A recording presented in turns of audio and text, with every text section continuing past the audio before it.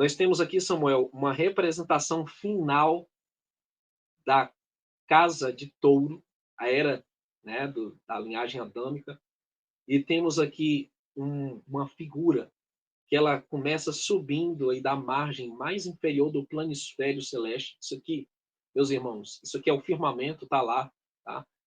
Desde o início e ainda está lá até hoje, tipificando Samuel nessa constelação Eridanos, o dilúvio que se abateu sobre os caídos. É incrível. Eu fico assim, eu fico maravilhado com as coisas do Pai, sabe? Com a consistência que ele tem. É só procurar, você vai achar esse padrão em todo lugar. Ele está revelado nas pegadas dele no firmamento, na natureza, na criação, está nas manifestações, né, nas intervenções dele ao longo das eras, até no próprio dilúvio. Samuel, essa constelação Eridanos é uma constelação de estrelas que formam um rio. Veja só. Ou seja, no céu, no firmamento, está registrado o dilúvio que se abateu sobre o Órion, sobre a linhagem de Caim, a linhagem dos Nefilim, o juízo do dilúvio no finalzinho da era de Touro. Qualquer pessoa que jogar no Google, em qualquer lugar, vai descobrir que a era de Touro foi realmente isso aí. Esse período de Noé, o período de Adão, as primeiras civilizações, a primeira linhagem ali, bate certinho com o que está representado no firmamento do dilúvio sobre o Órion. Que coisa incrível. E esse é um trecho, né, que está citado aí no nosso livro, A História Não Contada do Universo, e casando, Samuel, com as 3 eras já conhecidas aqui na história mundial. Né? Você tem Touro, primeiros 2.000 anos aí de registro bíblico. Você tem a era de Ares, a era da lei, do povo hebreu, Abraão, né, os patriarcas, os juízes, os reis, até chegar no Messias, nós chamamos era de peixes. Era que está no limiar de uma transição. Estamos no finalzinho da era do Messias, chamada também de era cristã, ou era comum. Então, você tem essas 3 eras aí sendo contadas. Isso aí é um consenso, né, Sam? Você sabe que todos os historicistas, né, astrônomos concordam com essa visão. Uma era contada na constelação em que o Sol está posicionado no dia do equinócio da primavera. Então, nos últimos 2.000 anos, o equinócio da primavera tem batido exatamente na casa de peixes. Isso é incrível. Eu acho isso fantástico. É exatamente uma média de 2.000 anos de padrão de acontecimentos que seguem um ciclo natural, diga-se de passagem. E aí estaremos chegando num ciclo, Samuel, que é muito parecido com esse aqui dos dias de Noé. Né? Nosso Salvador previu, e que a famigerada era de Aquário. Meu pai, misericórdia. Mas isso aqui é um dos trechos do nosso livro aí, que temos aí esse registro. Próximo slide, meu irmão, se você quiser comentar, fique à vontade também. Perfeito, meu irmão. Eu entendo que essas divisões no firmamento, que os povos antigos decodificaram de várias maneiras, tem vários povos que eles colocavam animais, alguma coisa, mas eles sempre tinham alguma coisa encriptada da história antiga celeste. Inclusive tem uma próxima live que eu vou fazer no canal aqui, eu coloquei o nome de Fator Melquisedeque, que é baseado num livro muito interessante. Você chegou a fazer a leitura desse livro, Fator Melquisedeque? Recomendo, que é um livro bem interessante, que fala sobre diversos códigos ou manifestações de Deus nas diversas culturas, mesmo quando elas não tinham o acesso àquilo que, por exemplo, o povo hebreu teve. Nenhuma cultura tem a desculpa de dizer que de alguma maneira ela não conheceu a Deus e os padrões. Né? Para você ter uma ideia, por exemplo, existem povos na região ali da Oceania, de Ilhas Oceania, que eles falam que o ancestral antigo deles um dia recebeu. Eles creem da maneira deles, né, falam sobre Deus, mas eles sabem que há um Criador, né, que fez todas as coisas. E ele diz que o ancestral antigo deles recebeu instruções de pedra vindo de Deus do céu. Né? Ou seja, eles estão falando, querendo ou não, mesmo que eles se perderam, estão ali vivendo em ilhas isoladas, mas eles falam que receberam a instrução do Pai por meio de tábuas de pedras ao ancestral que era deles. Eles não nem chamam a Moisés, mas você consegue entender, olha só que interessante, o código bíblico daquilo que a gente sabe que é uma verdade. Né? Existem, por exemplo, pessoas que estão lá na ilha de Flores, que é lá na região ali do Sudeste Asiático, tá? Onde eles dizem que os ancestrais deles, como eles foram parar ali, eles dizem que em uma época a Terra estava unida em construir um tipo de construção de torre e que seres celestiais, ou eles chamam de deuses, mas que vieram do alto, pegaram essas pessoas e as levaram para lugares extremos da Terra. E isso é tão interessante porque tem códigos tão profundos que quando a Escritura fala que Deus espalhou esses povos, o pessoal pensa que eles apenas começaram a andar, né? Cada um começou a andar para algum lugar. Mas é possível, né, de acordo inclusive a essas raízes de algumas mitologias, que os anjos que desceram e confundiram os homens, inclusive, e tocaram nos homens para que eles desenvolvessem algum outro tipo de linguagem, também pegaram estes e os transportaram para lugares diversos da Terra para que eles nunca tivessem sucesso naquilo que eles tentaram fazer ali na Torre de Babel, que era unir-se e tentar atravessar o firmamento, etc. E tal. Aqueles que eram de Deus. E os que não eram de Deus, Deus, né, fez com que eles morressem, inclusive. Né? Mas isso é muito interessante. E eles disseram que foram parar ali após essa torre ser construída e que começaram a falar uma outra língua. Isso é o quê? Babel. Então você vê que tem registros daquilo que está na Escritura em vários tipos de povos. Querendo ou não, de alguma maneira, Deus ele vai julgar cada um ao seu conhecimento, mediante a informação que eles tiveram. Nós temos o privilégio de ter as Escrituras, todo um prisma.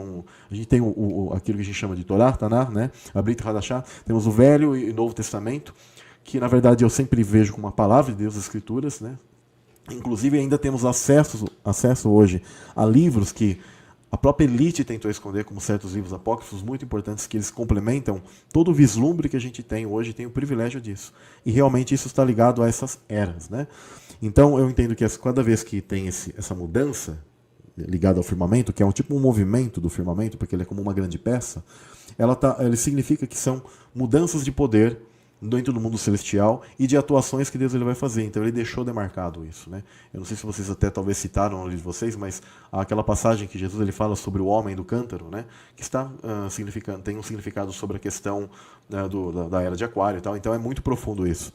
Muito lindo, muito, muito legal. E é isso mesmo, meus irmãos. A gente, por mais que são peças talvez estranhas e que o mundo pagão sempre se apodera, gosta de se apoderar, de signos, etc., a gente sabe que sim, são as coisas de Deus que o diabo ele sempre tentou corromper e deturpar. Perfeito. E sim, Samuel, tá no livro também essa citação do homem do cântaro, se encaixa perfeitamente no relato dos evangelhos, do Messias, é incrível. Aí cabe também, né, o discernimento para saber o que é bom e o que é ruim ali, né, o que está sendo representado. E esse é um problema muito grave, né, Samuel? Hoje as pessoas estão com discernimento avariado porque, infelizmente, deixaram de lado as escrituras, o estudo da palavra, se dedicar a estudar a palavra, tomar um tempo para uma live tão importante quanto essa, né, os estudos bíblicos, você traz também, como é importante sempre crescer em graça no conhecimento. Infelizmente, as pessoas se contentam com feijão de arroz, feijão com arroz, né, às vezes da teologia, e não saem do lugar, infelizmente. E quando o grande engano chegar, vai trazer uma narrativa prontinha, bonitinha, e quem não tem fundamento vai comprar a ideia deles. Só que a história já foi toda contada, nós já sabemos quem já venceu. O Criador dos céus e da terra e seu Filho, e os seus fiéis, o seu povo remanescente são os vencedores. Aleluia, louvado seja o nome dele. Então, Samuel, aqui falando dos Enoque e os Nefilim, né? Segunda Pedro, como você citou, Judas, Pedro, todos eles citam essa questão. Ora, se Yahweh não poupou os anjos que pecaram, mas os lançou no inferno, aprisionando-os em cadeias abismais tenebrosas, com o propósito de serem reservados para o juízo. De igual modo, ele não poupou o mundo antigo, quando abateu o dilúvio sobre aquele povo ímpio. Entretanto, preservou Noé, proclamador da justiça, e mais 7 pessoas.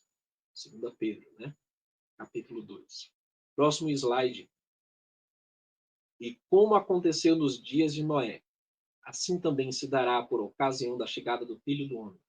Porque nos dias que antecederam o dilúvio, o povo levava a vida comendo e bebendo, casando-se e oferecendo-se em matrimônio, até o dia em que Noé entrou na arca e as pessoas nem notaram, até que chegou o dilúvio e levou a todos. Assim ocorrerá na vinda do Filho do Homem. Mateus 24, 37 a 39. Como foi nos dias de Noé, meus irmãos, assim será esses últimos dias que estamos vivendo.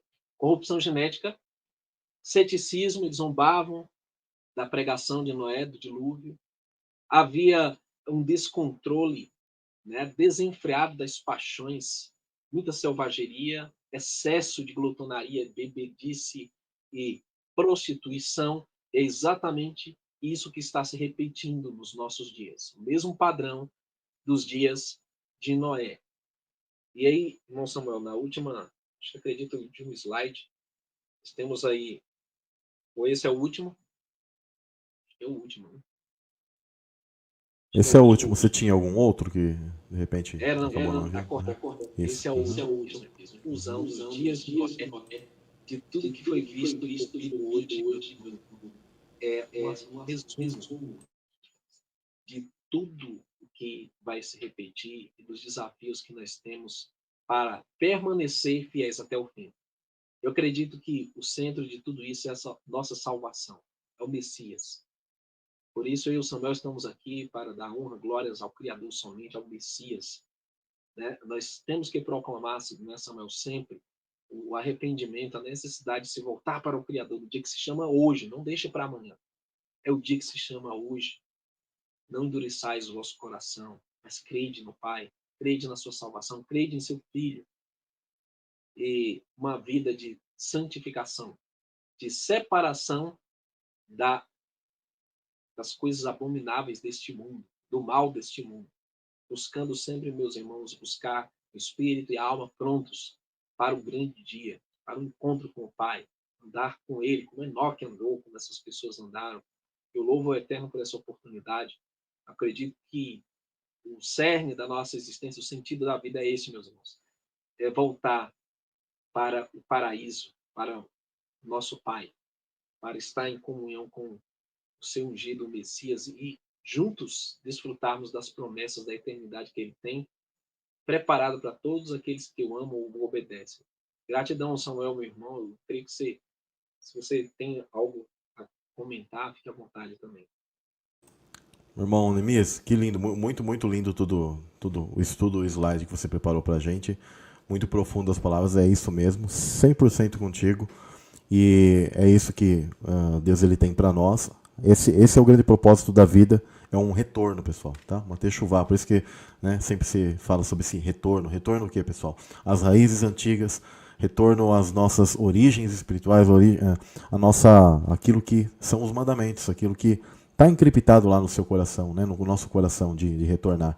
Todo ser que ele você sente um vazio existencial, alguma coisa, é por quê? Porque está faltando essa raiz, essa origem, aquilo que Deus ele deixou e está encriptado lá no nosso coração e Ele quer que a gente deixe isso escrito, né, os mandamentos do Pai, aqueles que seguem no coração, né? Não se trata de um tipo de religião, né? Ainda que a gente venha entender o termo como religar, né? Reconectar com Deus, mas de um tipo de religião, etc., mas um modo de vida, um modo de pensar, um modo de atuar no seu dia a dia que Deus ele quer que os seus filhos eles façam para o bem de todos, para a gente ser grato. Tá?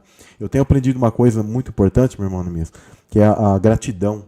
Eu nunca tinha pensado como a gratidão ela está conectada à adoração. A adoração e a gratidão, sabe? A submissão assim a Deus, né? Sermos gratos ao Pai por tudo. Mesmo nas situações difíceis, que de repente é difícil a gente agradecer. Eu falo brincando, mas bateu o dedinho bem forte ali na quina da cama. Mas como que eu vou agradecer por isso?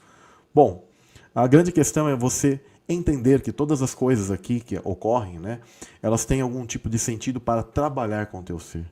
Da gente ter a paciência, a força, a perseverança. Então, sempre Deus ele está trabalhando. E tanto que por isso que eu compreendo claramente que nessa guerra das descendências ele permitiu que essas duas questões estivessem, né, paralelas, né, mesmo contemporâneas até os dias de hoje, mas o quê? Para que nós venhamos manifestar de alguma maneira e sobrepassar e manifestar o amor do Pai e sermos perseverantes, porque é isso que Ele está observando em nós, né? E te agradeço demais, meu irmão Neemias, pelo estudo. Você tinha mais alguns tipos de slide, alguma outra coisa, assim, outro conteúdo, ou mesmo alguma coisa que você quer acrescentar e abordar? Eu sei que já vocês tomam o seu tempo aí, já são quase 2 horas. Aqui a gente faz live às vezes, que eu acabo não fazendo diariamente. Às vezes aconteceu já de eu fazer live de 3 horas, tá?